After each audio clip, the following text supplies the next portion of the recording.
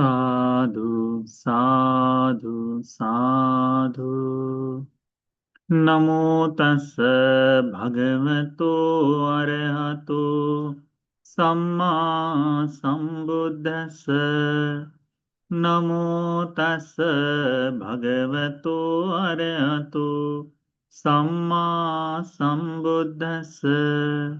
नमो तस् भगवतो अरहतो सम्मा सम्बुद्धस्स। साधु साधु साधु।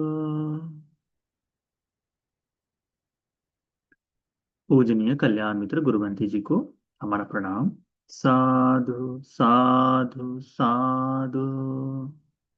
श्रद्धावान उपासक उपासिकागण, आज आप लोगों ने उपोषित शीलों को ग्रहण किया, उपोषित शीलों को धारण किया।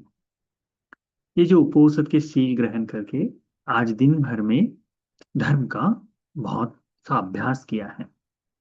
ध्यान साधना से हो, शील के पालन से हो, दान धर्म से हो, है ना, मैत्री करते हुए हो, तो इसका चिंतन करना चाहिए कि ये हमारा जो उपोषशील धारण करने का पुण्य हम में सत्पुरुषों के गुणधर्म जगाने वाला, सत्पुरुषों की तरह बनने के लिए सहायक होने, या फिर इसके साथ साथ सत्पुरुष धर्म को सीखने वाला व्यक्ति बनने के लिए उपकार में आए करके हमें चिंतन करना चाहिए। आज पुण्य की महिमा में हम आपको बताएंगे कि कैसे विपरीत परिस्थिति आने पर भी एक श्रद्धावान व्यक्ति अपना संयम नहीं खोता और धर्म के अनुसार आचरण करता है। ठीक है, अनुराधपुर में घटित हुई बड़ी सुंदर कथा है, जो हम लोगों को, कम से कम आप जो परियत्ति में जुड़े हुए लोग हैं या फिर जो अभी वर्तमान में धर्म का अभ्यास करना चाह रहे हैं, इन लोगों के लिए कम से कम लाभदायी हो जाए करके इस आशय से हम लोग ये बताने वाले हैं। अनुराधपुर में महल नाम का एक गांव है, महल नाम का एक शहर है, जहां एक दुब्बिट महातिस्स नाम से अमात्य रहा करते थे। ठीक है, ये जो अमात्य है, ये जो मंत्री है, या फिर यह जो मंत्री है, वह बहुत ही गुणवान सत्पुरुष धर्मों से युक्त ऐसा व्यक्ति था। बिल्कुल संघ के प्रति श्रद्धा, शील का पालन करने वाला, सुंदर, बिल्कुल अच्छी तरह से श्रद्धावान उपासक कह सकते हैं, श्रद्धावान उपासक था। उसकी पत्नी भी, केवल वही नहीं, उसकी पत्नी भी, उसके परिवार के सभी लोग भगवान बुद्ध जी के प्रति, धम्मरत्न के प्रति, संघरत्न के प्रति बड़ा सुंदर श्रद्धा का भाव रखते थे। नित्य नियम से उनके यहाँ भोजन दान के लिए भिक्षु आया करते थे, समय समय पर दान आदि से, सेवा आदि से। गांव में किसी की सहायता लगे, अमात्य है अभी, तो किसी की सहायता लगे तो उन्हें भी करते थे। तो इसी कारण से कुछ लोग कि ये जो व्यक्ति है, ये जो तिस्स महातिस्स अमात्य जो है, ये इस सब को करने के साथ साथ धन का भी संचय कर रहा था। तो धन का संचय यदि कर रहा है तो लोगों के मन में बड़ा भाव जागा, अरे यह व्यक्ति ऐसे कैसे इतना कर सकता है, ऐसे कैसे इतना धन को अर्जित कर सकता है, करके लोगों में ईर्ष्या जागी, लोगों में ईर्ष्या जागी। अब आप जानते हैं ईर्ष्या जागने के बाद क्या होता है। ईर्ष्या के कारण स्वयं को व्यक्ति जलाता है। ईर्ष्या के कारण व्यक्ति ईर्ष्या की अग्नि में जलते हुए अपना भी अहित करता है और दूसरों के अहित के लिए चिंतन करता है। ईर्ष्या जाग जाए किसी में तो वो क्या करने की कोशिश करता है, जिसके प्रति ईर्ष्या जागी हो उसे हानि पहुंचाने का काम। आप देखिए आज वर्तमान में भी आपको ऐसे लोग दिखाई दे जाएंगे कि बाजू वाले घर में किसी ने कार खरीदी हो और किसी की ईर्ष्या जाग जाए तो अपनी चाबी से लेकर हल्की सी खरोच मारने की कोशिश करते हैं। आपने नहीं देखा होगा, परंतु हमने कई बार देखा है, ऐसा होता है। किसी न किसी तरह से कोई ना कोई हानि पहुंचाने का काम करते हैं, है ना। चलते हुए गाड़ी को धक्का मार देंगे, मिरर टेढ़ा कर देंगे, ये सारी चीजें होती है ईर्ष्या के कारण।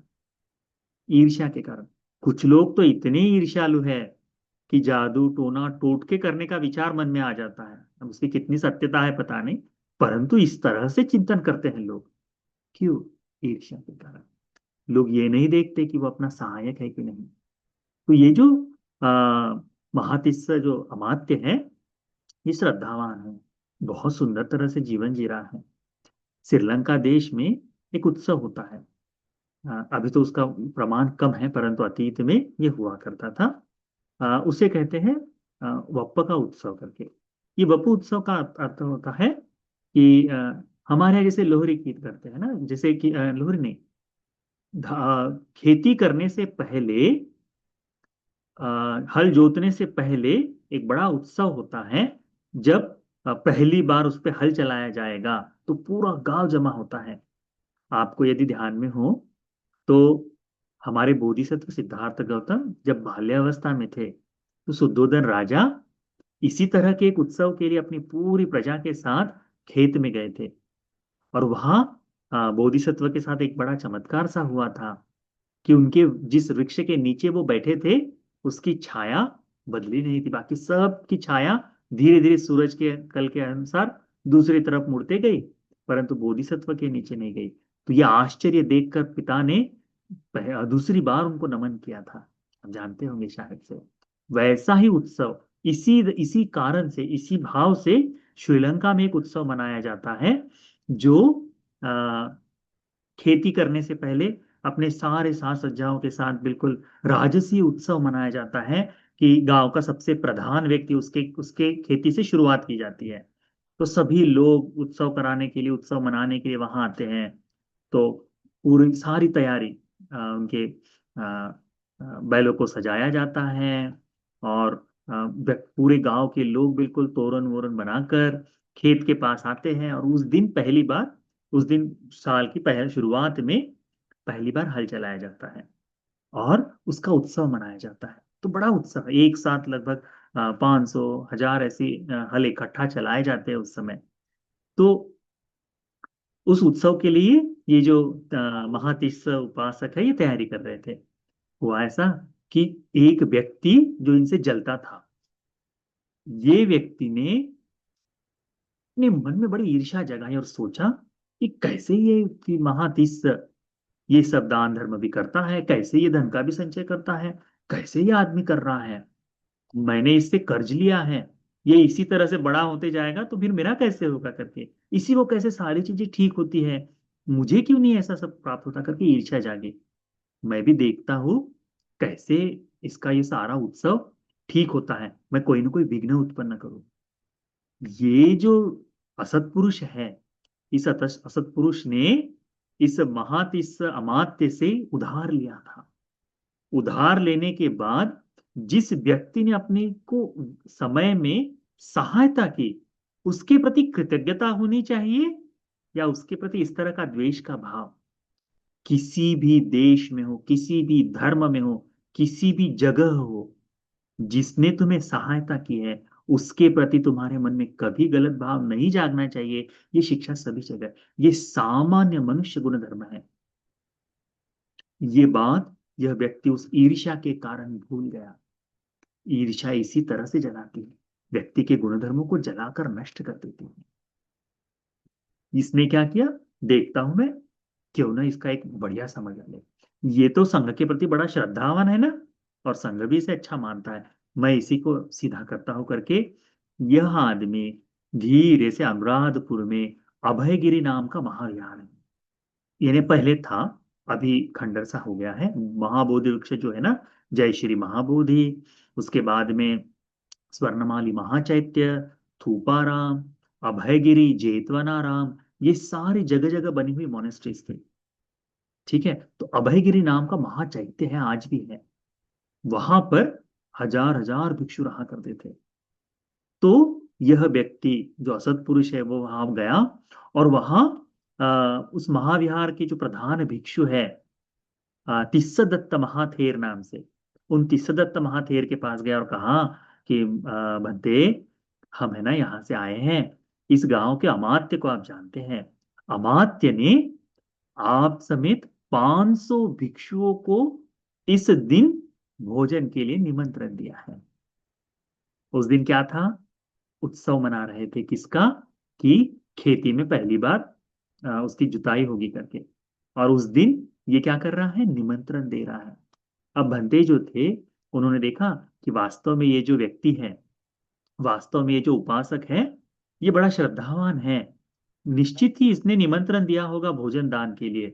तो मैं स्वीकार करता हूँ। तो उसकी सत्यता को, यानी इसके बारे में पड़ता जांच पड़ताल नहीं की कि वह व्यक्ति सच बोल रहा है, नहीं, परंतु जिस उपासक का नाम लिया था उस उपासक के बारे में सत्यता जानते थे। तो इसने निमंत्रण दिया होगा करके 500 भिक्षु, तो ठीक है करके निमंत्रण स्वीकार किए भंते जी। अब ये आदमी जो असत पुरुष है, बड़ा आनंदित कि जब ये उत्सव मनाएगा, ये भिक्षु लोग आएंगे, इसके दोनों कार्यक्रम खत्म हो जाएंगे, दोनों के दोनों इकट्ठा। क्योंकि जब हल जोता जाता है तो 10 मिनट का काम तो है नहीं, पूरा दिन सुबह से लेकर शाम तक उसको काम करना पड़ता है। और भंते जी लोग सुबह आएंगे, और ज्यादा से ज्यादा कब तक रुक सकते हैं? तो मध्याह्न तक। तो एक तो भंते जी लोगों का भोजन नहीं होगा, तो संघ के प्रति, इसके प्रति, इसके मन, इस संघ का इसके प्रति जो भाव है वो बदल जाएगा। इसके घर में संघ आया है और भोजन न कराए तो अगौरव हुआ करके इसका भी तो दोष लगेगा। यदि वो अपनी खेती का काम छोड़ देता है तो इतने लोग जो जमा हुए हैं, इन सब के सामने इसकी बेइज्जती हो जाएगी। ऐसा सोचकर बड़ा आनंद से वापस आया, किसी को कुछ नहीं बताया कि मैंने ये कब सब किया है। अब ये जो तीसरा अमात्य है, महातीसरा जो है, ये तैयारी किस चीज की कर रहा है? केवल और केवल उत्सव की तैयारी कर रहा है। उसे तो पता ही नहीं बनते जी लोग आने वाले हैं। अब जिस दिन ये उत्पन्न दिन जागा कि इस दिन उत्सव है, तो अपने सब अधिकांश जो खेती में काम करने वाले दास हैं, उनके साथ सेवक जो है, गांव के सभी लोगों को यह लेकर, अपने गाय बैलों को वगैरह सबको लेकर यह खेती पर गया। उसकी जो पत्नी है, इन लोगों को सुबह चाय, जैसे अभी हमारे यहाँ चाय बनती है, पहले चाय नहीं थी। पहले हमारे यहाँ दूसरे गर्म पेय बना करते थे, कांजी हो जाए, है ना।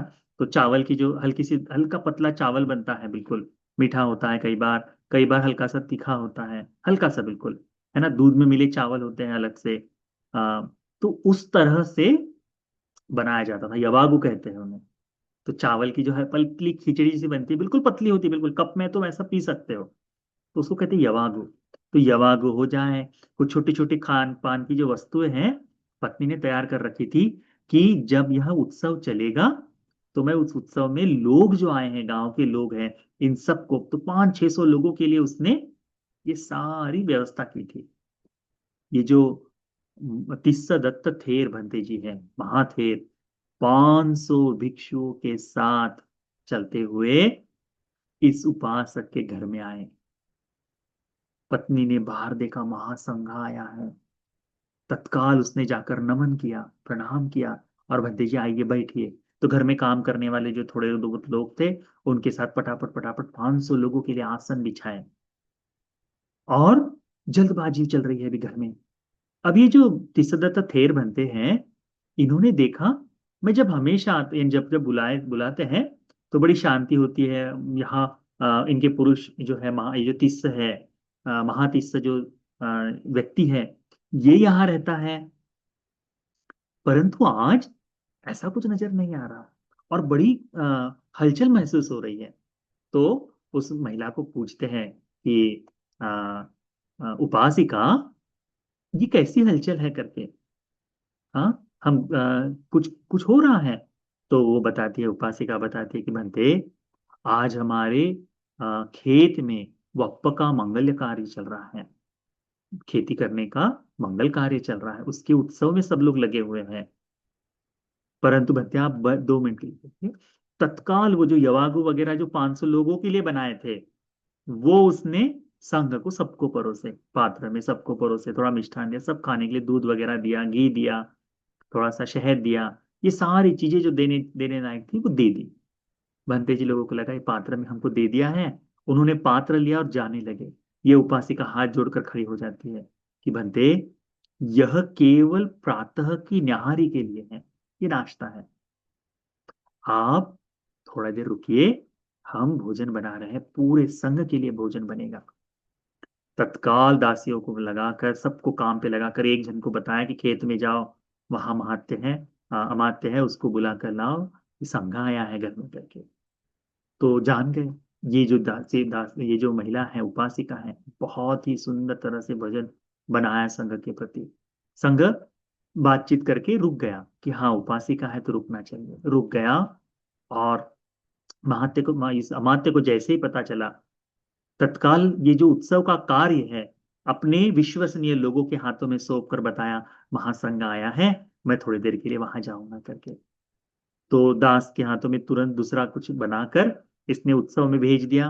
अब लोग, अब अमात्य है, बड़ी हस्ती है, तो सारी चीजें संभव हो जाती हैं।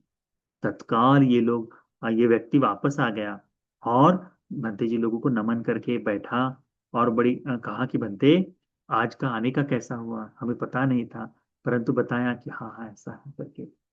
तो भंते जी बताते हैं कि यही आदमी आया था मेरे पास और इसने निमंत्रण दिया। तो ये उपासक क्या कहता है, भंते, उसने मेरे से कर्ज लिया है, परंतु वो असत पुरुष मेरा अहित चाहता है। पर वो ये नहीं जानता, अहित चाहते हुए उसने मेरे लिए हित ही किया है, मेरा कल्याण ही किया है। मेरे खेती का उत्सव सुचारू रूप से चल रहा है, और आप जैसे ज्ञानी भिक्षु, अरहंत नहीं पर ज्ञानी भिक्षुओं को यहाँ आकर भोजन देने का मुझे भाग्य मिला है।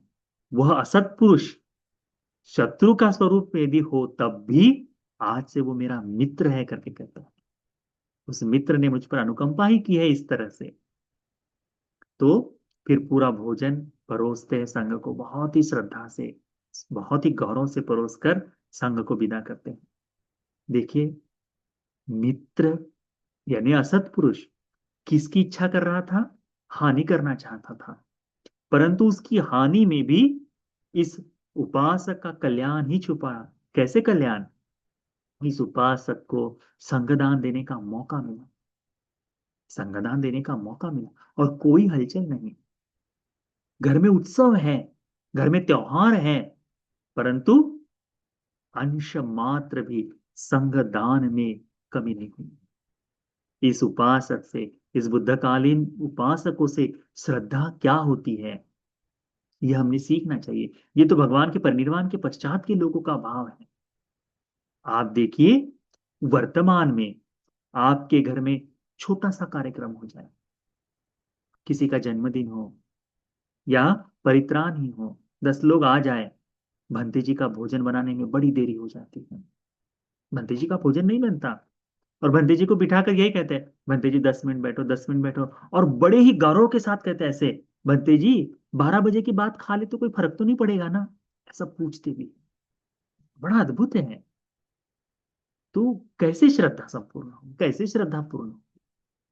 शादी ब्याह में तो भिक्षु को पंडितों से भी अधिक दयनीय स्थिति में है, कि ना तो भिक्षु बोल सक, कुछ नहीं कह सकता, इस तरह का भाव हो जाता है। और क्या कर सकते हैं, बड़ा दयनीय स्थिति ही है। श्रद्धा, इस महाति सामात्य से की सेवा कर अपने का 12 बजे तक ये का काम किया। जहां संघ के प्रति ऐसा गौरव हो, वहां विपत्ति कैसे आ सकती है। जहां संघ के प्रति ऐसा भक्ति का भाव हो, उस व्यक्ति की हानि कैसे हो सकती है। क्योंकि श्रद्धा कुशल धर्मों को जन्म देती है। श्रद्धा केवल कहने का शब्द नहीं है, श्रद्धा आचरण में आती है।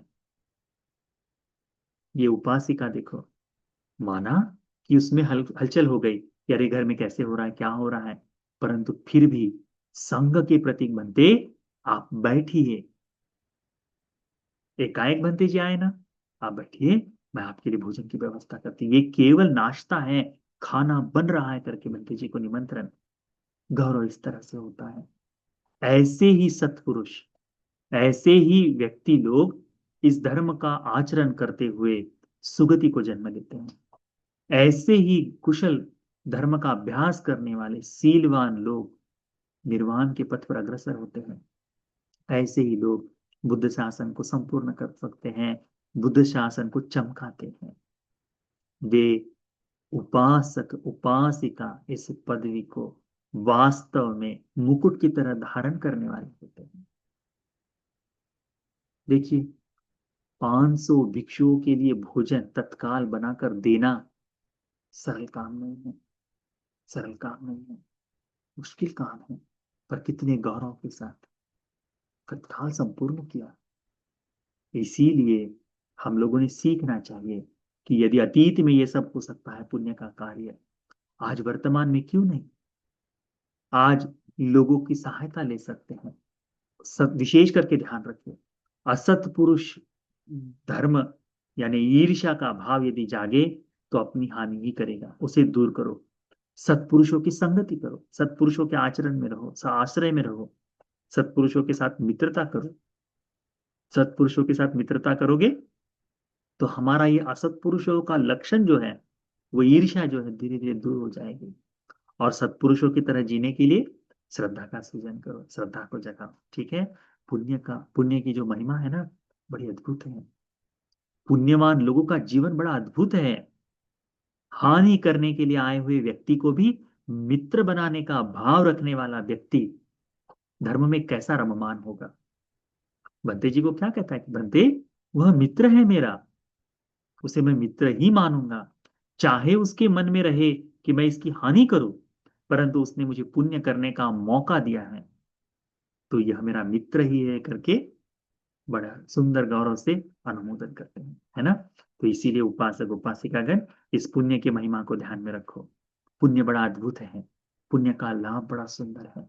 यदि आप निरंतर पुण्य करते रहेंगे तो आपका जीवन भी बगैर किसी बाधा के, बगैर किसी दुख के निर्वाण के मार्ग पर चलने वाला बन पाएगा। इसीलिए इस पुण्य का भाव ध्यान में रखो।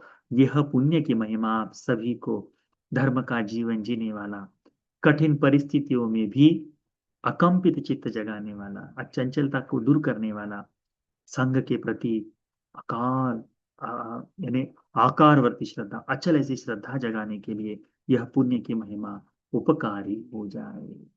साधु साधु साधु।